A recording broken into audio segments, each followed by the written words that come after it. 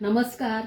मी आज तुम्हाला आषाढी एकादशीच्या निमित्ताने वरीच्या तांदळाचा भात, शेंगदाण्याची आमटी आणि ओल्या खोबऱ्याची चटणी असं दाखवणार आहे.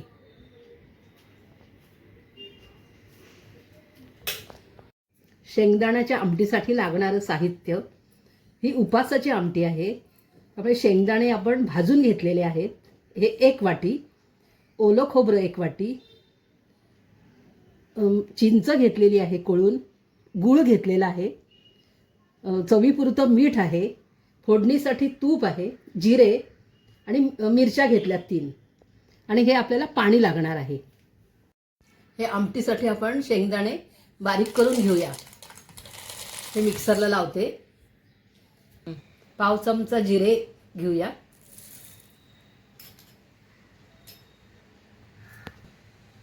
या 3 मिरच्या टाकूया त्याच्यात वाटायला.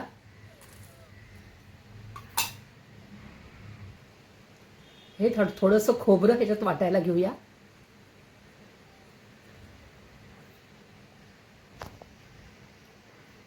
आणि मीठ घेऊया. थोडंसं चवीपुरतं मीठ. ज्या वाटीने आपण शेंगदाणे घेतले त्याच वाटीने वाटीभर पाणी घेऊया आपण वाटायला. आता हे बारीक वाटून झालेलं आहे. आता आपण फोडणीची तयारी करूया. कढई गरम करायला आता ठेवलेली आहे. आता आपण त्याच्यात तूप घालूया. आणि उपासाची असल्यामुळे आपण ही तुपात करतो ना, म्हणून ह्याच्यात तूप घातलं. आता आपण हे अर्धा चमचा जिरे घालूया. हे आपण मगाशी मिक्सरला लावून घेतलं होतं शेंगदाणे, मिरच्या, जिरे. ते वाटण आता जे आमटीचं साहित्य आहे हे आपण फोडणीला घालूया. आणि उपवासाचं असल्यामुळे आपण त्याच्यामध्ये हळद वगैरे काही घालायचं नाही. आता ही आमटी आपण ढवळत राहूया. आता उकळी यायची वाट बघूया. एकदा उकळली की मग आपण चिंचगूळ, थोडंसं मीठ आणि पाणी असं करून वाढवूया. उकळी येईपर्यंत जरा ढवळायचं, नाहीतर ते खाली लागेल. उकळी आलेली आहे आमटीला. आता थोडंसं पाणी मी घालते ह्याच्यात. पहिल्यांदा मी 3 वाट्या घातलं होतं. आता मी थोडंसं, मला जरा जाड वाटली म्हणून तुम्हाला जर वाटलं तर तुम्ही 4 वाट्या सुद्धा घालू शकता. जाड पातळ जसं लागेल तसं. आता आपण थोडासा हा चिंचेचा कोळ घालूया.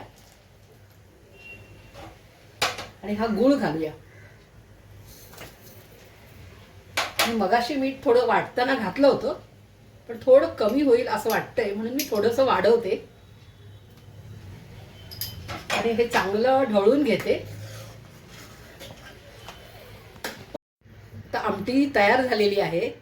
आता आपण वरीच्या तांदळाचा भात करूया. तर वरीच्या तांदळाचा भात आपण करणार आहोत उपासाचा. तर त्याच्यासाठी ही वरी, म्हणजे कोणी वरई म्हणतं, कोणी भगर म्हणतं, तर भगरीचा भात करूया आपण. तर ह्या वाटीने मी 1 वाटी वरीचे तांदूळ घेतले. थोडंसं मगाच्यातलं खोबरं ठेवलेलं आहे ते घालणार आहोत आपण. आणि फोडणीसाठी तूप, जिरे, चवीपुरतं मीठ. आणि ह्या वाटीने 2 वाट्या पाणी घेणार आहोत आपण गरम करून. हे वरीचे तांदूळ आपण 2 पाण्याने धुवून घेतलेले आहेत आणि असे निथळत ठेवलेले आहेत ह्याच्यात. आता भातासाठी आपण पातेलं गरम करायला ठेवलेलं आहे. त्याच्यामध्ये हे तूप घालते. तूप आपलं गरम झालंय. आता आपण जिरे घालूया.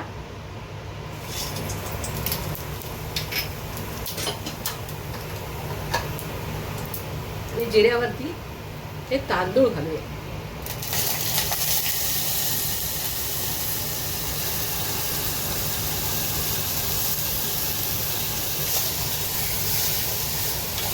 तांदूळ तुपावर चांगले परतवून घेऊया.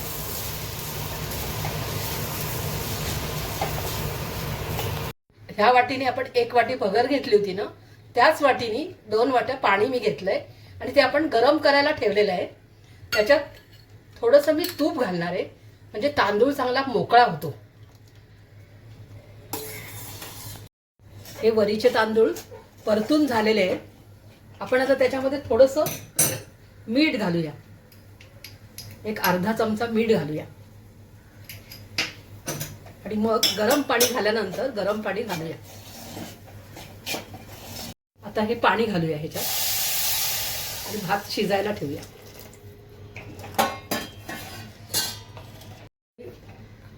भाताला आता ही उकळी आलेली आहे. आता ह्याच्यामध्ये ते मगाशी ठेवलेलं खोबरं घालूया, म्हणजे त्याने चव चांगली येते. आणि एकदा ढवळून घेऊया आणि भात वाफेला टाकूया. आता आपण झाकण देऊया ह्याच्यावर. हा थोडीशी आपण चटणी पण उपासाची करणार आहोत. त्याच्यात मी थोडं खोबरं घेतलंय, हे शेंगदाणे घेतले, ह्या मिरच्या, थोडेसे जिरे आणि मीठ हे आपण बारीक वाटून घेणार आहोत. आता ही भाताला चांगली वाफ आलेली आहे. आता हे चांगला हा भात शिजलेला आहे. आता आपण गॅस बंद करूया.